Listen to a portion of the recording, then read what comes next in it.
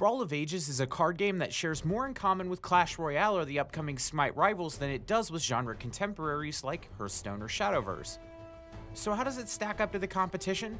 In short, it doesn't. I'm Colton from MMOHuts.com, and here's our first look at Brawl of Ages.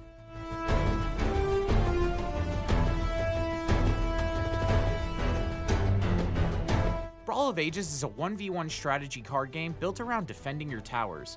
It plays nearly identically to Clash Royale. You build a deck of cards, you generate mana over time, and use them to play units on the map. There are buildings, characters, and spells for you to cast, each with its own stats and uses. If you destroy your opponent's main base, you win. If the game goes to a time limit, whoever's destroyed the most towers wins.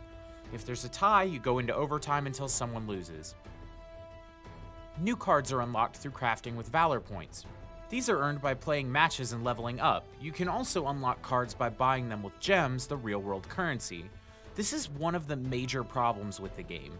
Unlocking even a single common card will run you $5. If you want a rare or better card, you're looking at $15 or more. That's for one card.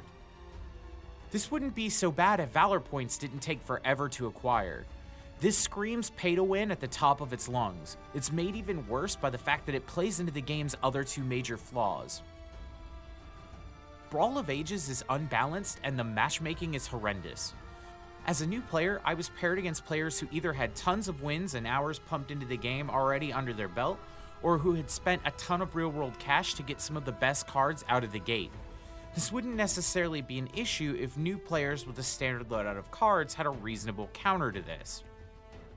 When I did get paired against players with a similar game count or similar level, the games were a lot closer and I won a handful of them. Knowing when to defend and when to go on the offensive is a big component of the gameplay, but it's rendered near meaningless when someone has a deck full of cards that you don't even have the option to craft with Valor yet. The game does have its positive points. It's got a pleasant, if not somewhat basic visual style that would run on just about any machine, and the mechanics of the game are easy enough to pick up. When you do get placed in a fair match, the game's actually really fun. It's a great diversion for a few minutes at a time when you're not the special guest star on tonight's episode of America's Most One-Sided Fistfights. If the card pool were more balanced and the monetization weren't such a blatant cash grab, I would wholeheartedly recommend this game. These are issues that, in theory, could be fixed. If and when they do get fixed, I'd be glad to invest some more time in the game and recommend that you do the same.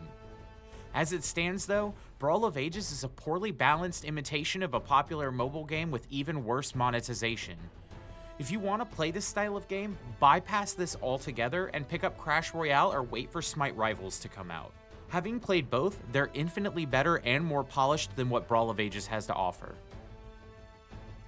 Well, that's all for today. Let me know how much you love Brawl of Ages down in the comments below. Make sure you subscribe and keep it locked on MMOHuts.com for all the latest gaming news and reviews.